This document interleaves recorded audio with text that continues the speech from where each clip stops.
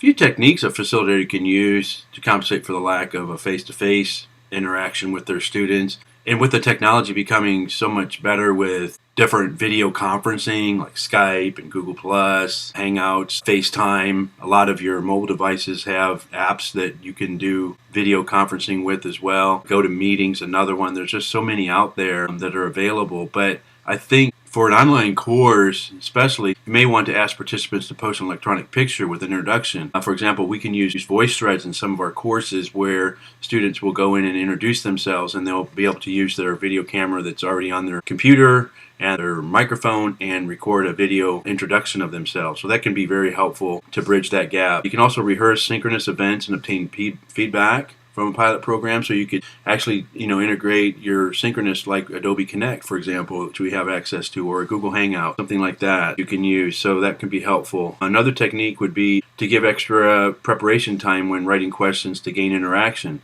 So you want to be sure that the questions are asked appropriately to get the type of answers you want. So those type of questions can really help. The good open-ended discussion questions can help build a very good discussion forum where students can interact with one another and share different ideas, and that can be very helpful. Obviously, using students' names. If you're doing a live environment, call on the names. If they raise their, use their icon to raise the hand, or a button that they push that rings a bell or something like that, can be very helpful in getting the group together once in a while for I'm not saying you do it every week, but maybe a few times. A synchronous environment with one of the video conferencing sites can be very helpful too. You can also do other kinds of things that are fun for students and put them in groups. For example, do group work together, presentations where they collaborate with one another, and then of course mix the groups up for a different assignment in a different course or the same course, and maybe you have separate assignments where you can kind of give students an opportunity to work together. Another thing as a facilitator or as an online instructor, which